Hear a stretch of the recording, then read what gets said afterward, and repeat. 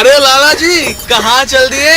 अरे भाई, और कहाँ जाना है, बैसाखी के मेले में दुकान लगाने की तैयारी कर रहा हूँ। रुल्दू, तूने चलना है अमृतसर तो चल मेरे साथ, और भी काफी लोग जा रहे हैं। हरी राम, मनसुख भाई, अब्बास मियाँ और हरमन सिंह भी जा रहे हैं। नहीं लाला जी, आप सब लोग जाओ, मैं तो मीटिंग में जा रहा हूँ। बहुत सारे इश्तेहार भी लगाने और बहुत जगह इत्तला भी करना है साथियों को। आप जाओ। क्यों? अब क्या हुआ? आपको शायद पता नहीं, अंग्रेजी सरकार ने रॉलेट एक्ट जारी कर दिया है कि अंग्रेजी हुकूमत बिना कोई मुकदमा चलाए किसी भी भारतीय को कभी भी जेल में बंद कर सकती है। इस बात का विरोध हो रहा है और इसी बाबत पंजाब आ रहे गांधी जी को भी रोक कर वापस मुंबई भेज दिए इन अंग्रेजों ने। अपने ही मुल्क में इनके कुत्ते बनकर रह गए हम लोग। ऐसा अब और ज्यादा समय नहीं चलेगा। इतना कह रुल्दू अपने रास्ते चल दिया और लाला जी अपनी तैयारियों में लग गए। क्रांति की आग देश में धधक रही थी। हर तरफ अंदर ही अंदर आक्रोश का माहौल था। एक तरफ कुछ लोग अपने घर की दाल रोटी की फिराक में लगे थे और दूसरी तरफ कुछ लोग इस आक्रोश के अंगारों को अपने दिल में जलाए अपने मुल्क को आजाद कराने की तैयारियों में जुटे थे।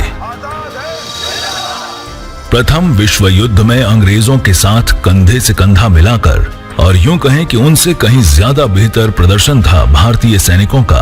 भरोसा था कि अंग्रेजी सरकार उन्हें बराबर का दर्जा देगी और इज्जत भी बख्शेगी, पर वो शायद मात्र एक भ्रम था। 1 मार्च 1919 को गांधी जी ने मॉन्टेग चेम्सफोर्ड रिफॉर्म और रॉलेट एक्ट के खिलाफ सख्त पर शांतिपूर्ण सत्याग्रह आंदोलन का आह्वान कर दिया। 30 मार्च को अमृतसर में सत्याग्रह के समर्थन में एक हड़ताल का आयोजन किया गया, जो कि शांतिपूर्ण तरीके से संपन्न हुई। हड़ताल के तुरंत बाद अंग्रेजी सरकार ने पंजाब के अग्रणी नेता डॉक्टर सत्यापॉल, बैरिस्टर सैफुद्दीन किचलू और पंडित कोटुमल के खिलाफ प्रतिबंधक आदेश पारित कर दिए। 4 अप्रैल को मीटिंग हुई और उस मीटिंग में 6 अप्रैल को हड़ताल पर जाने का फैसला ले लिया गया। इस मीटिंग में पंजाब के 2 और अग्रणी नेता भी शामिल थे, चौधरी बुग्गामल एवं महाशय रतन चंद। ये हड़ताल भी शांतिपूर्वक संपन्न हुई। 9 अप्रैल को रामनवमी के दिन हिंदू और मुस्लिम समुदाय ने मिलकर शोभा यात्रा निकाली और मुस्लिम छात्रों ने तुर्की परिधान में उस शोभा यात्रा में शिरकत की। शोभा यात्रा के राजनीतिक रंग अंग्रेजी सरकार को कुछ नागवार गुजरे और पूरे पंजाब में मार्शल लॉ लागू कर दिया गया। उस समय जालंधर छावनी की कमान ब्रिगेडियर जनरल डायर संभाल रहे थे और पंजाब के लेफ्टिनेंट गवर्नर थे sir Michael O'Dwyer. Baisakhi के मेले के लिए अमृतसर में लोगों का आवागमन बढ़ गया था और अंग्रेजी हुकूमत को लगा कि लोग उनके खिलाफ कुछ बड़ा करने की फिराक में जमा हो रहे हैं। पूर्वानुमान लगाते हुए 10 अप्रैल को अंग्रेजी सरकार ने एहतियातन मीटिंग के बहाने डॉक्टर सत्यापॉल और बैरिस्टर किचलू को गिरफ्तार कर चुपचाप से धर्मशाला भेज दिया। इस बात का पता चलने पर लगभग 50,000 लोग एकत्रित हो गए और पकड़े गए नेताओं को छोड़ देने की मांग करने लगे।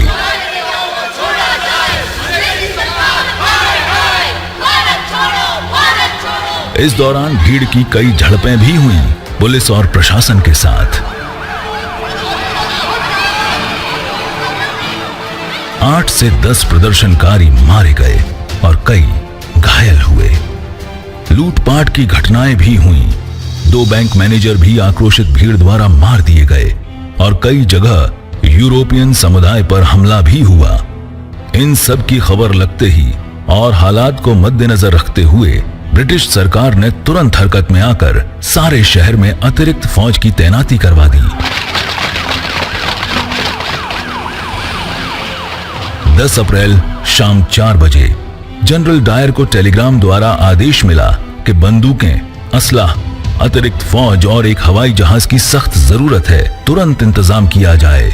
आदेश मिलते ही 10 अप्रैल की शाम ही जनरल डायर अपने पूरे लाव लश्कर के साथ अमृतसर के लिए रवाना हो गए। लश्कर में 400 ब्रिटिश सैनिक और 700 के करीब हिंदुस्तानी सैनिक थे। 11 अप्रैल का दिन अमृतसर में शांतिपूर्वक निकल गया। उसी शाम मारे गए सभी प्रदर्शनकारियों का अंतिम संस्कार भी कर दिया गया। अमृतसर पहुंचकर जनरल डायर ने पूरे शहर की कमान अपने हाथों में ले ली मार्शल लॉ में और सख्ती ला दी गई। माहौल एकदम शांत लग रहा था। कुछ ऐसी शांति पसरी थी जैसे किसी बड़े तूफान के आने से पहले होती है। 12 अप्रैल की शाम डांट खटीका मोहल्ले में चुपचाप एक मीटिंग का आयोजन किया गया। मीटिंग में डॉक्टर किचलू के सहायक हंसराज ने तय किया कि 13 अप्रैल की शाम 4 बजे जलियांवाला बाग में एक आम सभा का शांतिपूर्ण तरीके से आयोजन किया जाएगा। 13 अप्रैल रविवार सुबह जनरल डायर ने पूरे शहर में फ्लैग मार्च किया और किसी भी तरह की मीटिंग और सभाओं पर प्रतिबंध का ऐलान किया। ऐलान में शहर की 19 जगहों पर जाकर नगाड़ों के साथ प्रतिबंध के बारे में बोला गया। करके ऐलान किया जाता है, कोई भी इस वेले किसी भी तरह दी मीटिंग या सभा करन दी हिमाकत ना करें। जे कोई केंद्रवाद भी करन दी हिमाकत करता है ते उदा दे सख्त तो सख्त कार्यवाही करी जाओगी। उन 19 जगहों में स्वर्ण मंदिर और जलियांवाला बाग शामिल नहीं थे और न ही वहां जाकर कोई ऐलान किया गया। प्रतिबंध के ऐलान को 1.5 लाख की आबादी वाले अमृतसर शहर की मात्र 10% जनता ही सुन पाई। वहीं शहर के सभी इलाकों में 4 लोगों ने खाली कनस्तर पीट कर शाम 4 बजे जलियांवाला बाग में आयोजित की जाने वाली आम सभा का ढिंढोरा पीटा।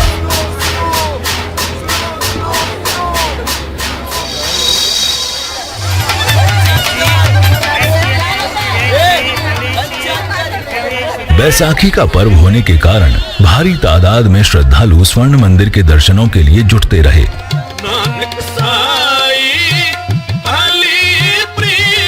और दर्शन कर अधिकतर लोग जलियांवाला बाग में एकत्रित होने लगे। जलियांवाला बाग 6 से 7 एकड़ में फैला 10 फीट ऊंची दीवारों से घिरा एक खुला मैदान है, जिसमें आने जाने के लिए 5 संकरे रास्ते हैं, जिसमें कुछ रास्तों पर मौजूद गेट बंद रहते थे। मैदान के बीचों बीच एक समाधि और एक बड़ा कुआं है। लगभग 12:40 पर जनरल डायर को मीटिंग का पता चला, पर उसने कोई एक्शन नहीं लिया, क्योंकि उसे यकीन था कि लोग उसके प्रतिबंध के ऐलान के बाद कोई सभा या मीटिंग करने की जुर्रत नहीं करेंगे।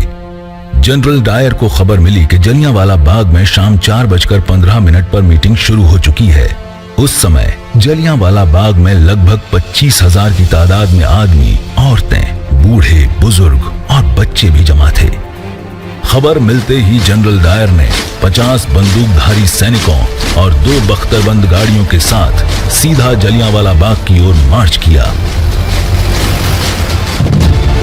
विधि का विधान कहें या ब्रिटिश हुकूमत की बददिमागी, जिसने ऐसे ही कई बार दमनकारी नीति अपनाकर हिंदुस्तान के कई बाशिंदों को कभी बूटों तले कुचलकर, कभी लाठियां भांजकर, तो कभी गोलियों से भूनकर मौत की नींद सुला दिया। रास्ता तंग होने के कारण जनरल डायर को मशीन गन से लैस बख्तरबंद गाड़ियों को पीछे ही छोड़ना पड़ा। जनरल डायर बहुत गुस्से में था। उसने अपने साथ आए सभी बंदूकधारी जवानों को जलियांवाला बाग में जाकर पोजीशन लेने का आदेश दिया। बंदूकधारी जवानों को बाग के अंदर आकर इस तरह पोजीशन लेते देख लोगों में हड़कंप मचने लगा। तभी सभा के आयोजक हंसराज की आवाज सुनाई दी। आप लोग घबराओ या डरो नहीं, हम तो यहाँ निहत्ते ही शांतिपूर्वक सभा के लिए आए हैं। डरो मत, रुक जाओ, भागो मत। अंग्रेज गोली नहीं चलाएंगे निहत्तों पर। डरा रहे हैं, डरा। गोलियां चली भी तो खाली गोलियां होंगी। रुक जाओ, भगदड़ मत करो। पर लोग घबराहट में इधर उधर भागने शुरू हो गए। अफरा तफरी का माहौल हो गया हर तरफ। बिना किसी चेतावनी की और बिना किसी बातचीत के आनन फानन में जनरल डायर ने अपने सैनिकों को हुक्म दिया, जवानों, अपनी बंदूकें भरकर तुरंत फायरिंग पोजीशन ले लो और सभी रास्ते घेर कर बंद कर दो। यहाँ से एक आदमी भी जिंदा बाहर न जाने पाए। एक एक को भून कर रख दो। गोलियां चलाते रहो जब तक कि गोलियां खत्म ना हो जाए। बड़ा ही भयावह और दर्दनाक मंजर था। लोग हताहत होकर कटे पेड़ की भांति गिर रहे थे। इतने पर भी जनरल डायर को सब्र नहीं हुआ। भीड़ वाली जगह पर निशाना लगाओ, ढूंढ कर रख दो सबको। हिंदुस्तानी कुत्तों को अब समझ आएगा कि अंग्रेजी हुकूमत से टक्कर लेने का क्या नतीजा होता है। मार डालो सबको, खत्म कर दो, फायरिंग करते रहो, करते रहो। जनरल डायर को न बच्चे दिखाई दे रहे थे, न बूढ़े और न ही औरतें। लोग एक दूसरे पर चढ़ रहे थे, एक दूसरे पर गिर पड़ रहे थे। कोई गोलियों से बचने के लिए दीवार पर चढ़ने की कोशिश कर रहा था, तो कोई कुएं के पीछे छुपने की, और कुछ नहीं तो लोग कुएं में ही छलांग लगा दे रहे थे। हर तरफ खून ही खून, लाशें और मौत का मंजर था। जो छिपने की कोशिश करता उसे पकड़कर गोली मार दी जाती। कोई अपने बच्चे को छाती से चिपकाए ही गोली का शिकार हो गया। किसी का बाप, किसी की मां, किसी का भाई, बेटा तो किसी की बेटी, बहन, न जाने किस किस रिश्ते का सरेआम कत्ल हुआ उस दिन इंसानियत भी इस भयावह और दर्दनाक करुणामयी मंजर को देखकर शर्मसार हो गई। दरिंदगी की चरम सीमा और हैवानियत की पराकाष्ठा का भी सरेआम खून हुआ उस 13 अप्रैल 1919 को।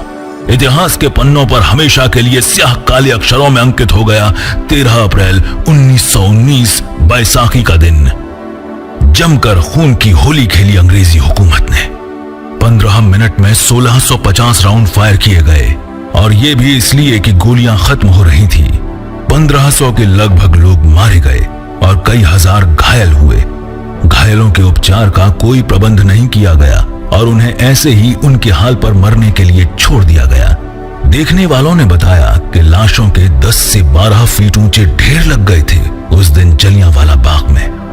रात 8 बजे से कर्फ्यू लगा दिया गया। कोई कैसे भुला सकता है वो मंजर और वो दिन आज 100 साल बाद भी देश के हर नागरिक के मानस पटल पर पत्थर से उकेरी गई लकीर की तरह अंकित है। और इस उकेरी गई लकीर से रिश्ता लहू आज भी एक चुभन, एक दर्द और आक्रोश के एहसास को जिंदा रखे हुए है। हिंदुस्तान ही नहीं, सारे विश्व में मासूम और निहत्थे लोगों के इस सरेआम किए गए नरसंहार की भरपूर निंदा हुई। इसी के तुरंत बाद इंडिया के वाइसरॉय को लिखे पत्र में गुरु रविंद्रनाथ टैगोर के गुस्से और आक्रोश का साफ पता चल रहा था। गुरु रविंद्रनाथ टैगोर ने ब्रिटेन के राजा द्वारा दिया गया नाइटहुड का खिताब वापस कर दिया। गांधी जी ने भी ब्रिटिश सरकार की इस शर्मनाक हरकत की जमकर बुराई की और लोगों से असहयोग की अपील की।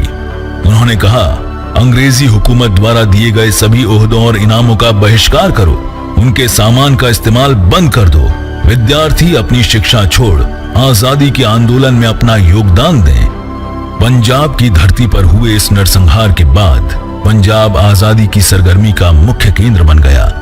भगत सिंह उस समय मात्र 12 साल के थे और जलियांवाला बाग के दर्दनाक हादसे ने उनके दिलो दिमाग पर बड़ा गहरा असर छोड़ा। कहते हैं कि वो अगले दिन अपने स्कूल नहीं गए और चुपचाप बिना किसी को बताए अमृतसर जाकर जलियांवाला बाग से एक मुट्ठी वहां की माटी लेकर आए और मन ही मन कुछ प्रण लिया। इसके बाद हिंदुस्तान में आजादी के जो इनकलाब आए उनसे आप सभी वाकिफ हैं। वंदे मातरम। जरा याद करो कुर्बान।